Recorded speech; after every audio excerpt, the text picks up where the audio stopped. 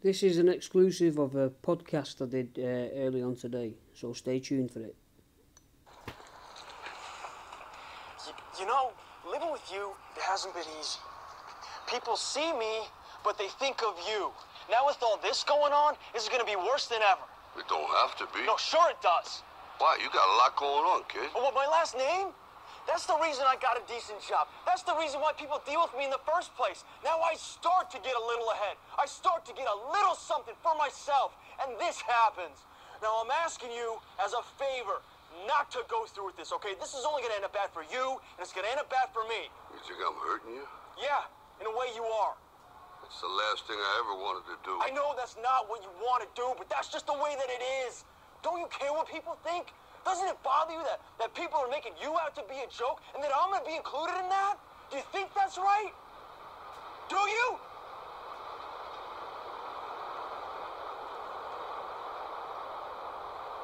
You ain't gonna believe this. But you used to fit right here. I'd hold you up and say to your mother, this kid's gonna be the best kid in the world. This kid's gonna be somebody better than anybody ever knew. And you grew up good and wonderful. It was great just watching you every day. It was like a privilege. Then the time come for you to be your own man and take on the world, and you did. But somewhere along the line, you changed. You stopped being you. You let people stick a finger in your face and tell you you're no good. And when things got hard, you started looking for something to blame, like a big shadow. Let me tell you something you already know. The world ain't all sunshine and rainbows. It's a very mean and nasty place, and I don't care how tough you are, it will beat you to your knees and keep you there permanently if you let it. You, me, or nobody is gonna hit as hard as life. But it ain't about how hard you hit.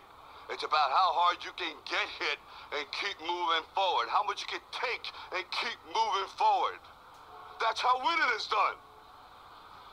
Now, if you know what you're worth, now go out and get what you're worth. But you gotta be willing to take the hits and not pointing fingers saying you ain't where you want to be because of him or her or anybody. Cowards do that, and that ain't you. You're better than that.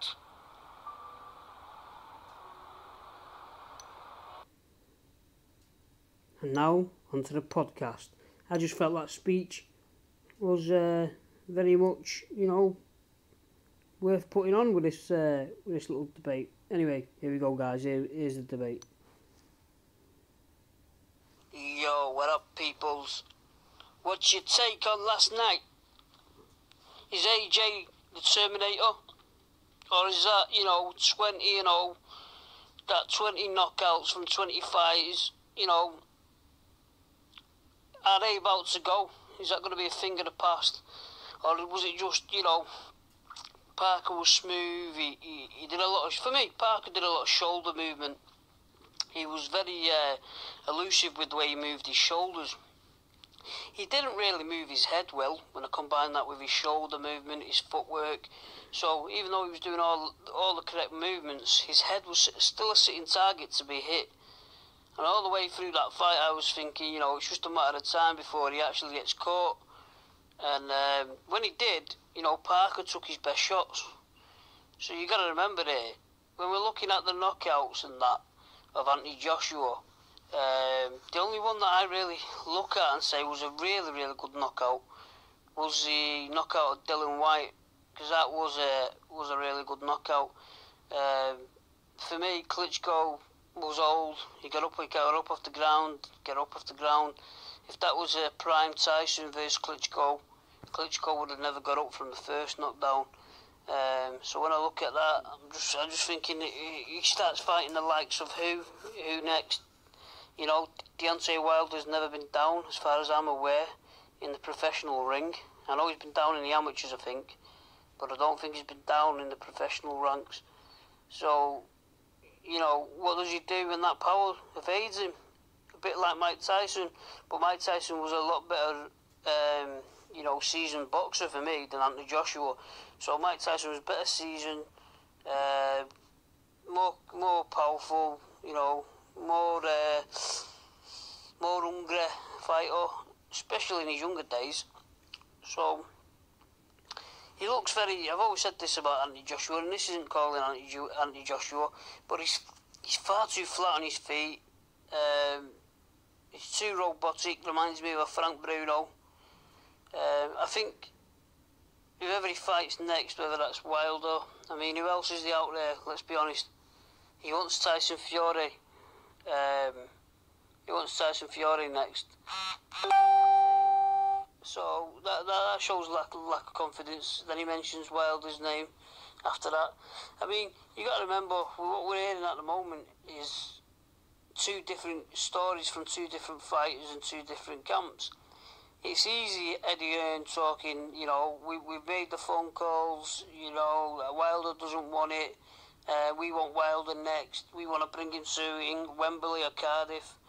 And then flip the script, you've got Wilder saying, you know, Anthony Joshua doesn't want it. So it's like, is it all bravado or on both ends? You know, or who's telling the truth and who's lying? So I don't know. I mean, who does he fight next?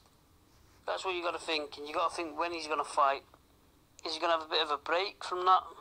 Because it's like they were trying to tweak something last night that just wasn't there. It was like they tried to tweak his body weight, bring him down, see if he was fitter.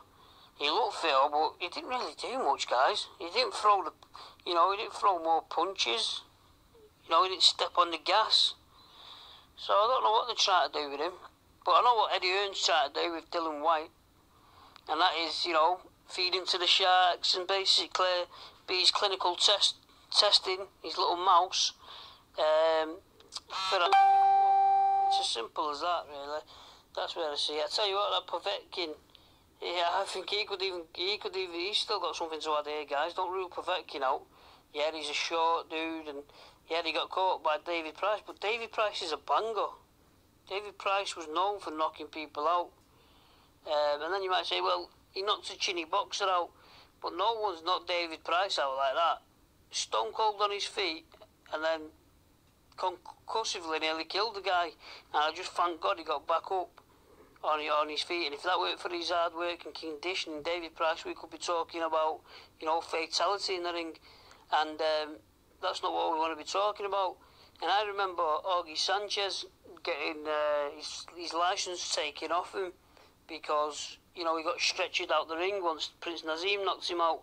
Augie Sanchez had a far better record than David Price, and he'd been stretchered out the ring 2 times, and they said he was a chinny fighter.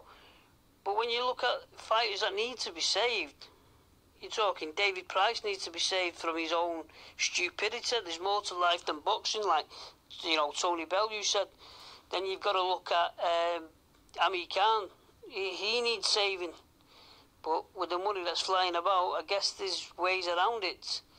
And I think you might have something to do with that. Mr. Smug Eddie Hearn. I'm out of there. Love yous and leave yous. Yeah, guys, I'm sorry about the notifications. I don't know if that was when I was doing the live recording or if it was, you know, just off Facebook now. But I'm sorry about that, and I'll try my best next time to make sure that doesn't happen. Cheers, guys.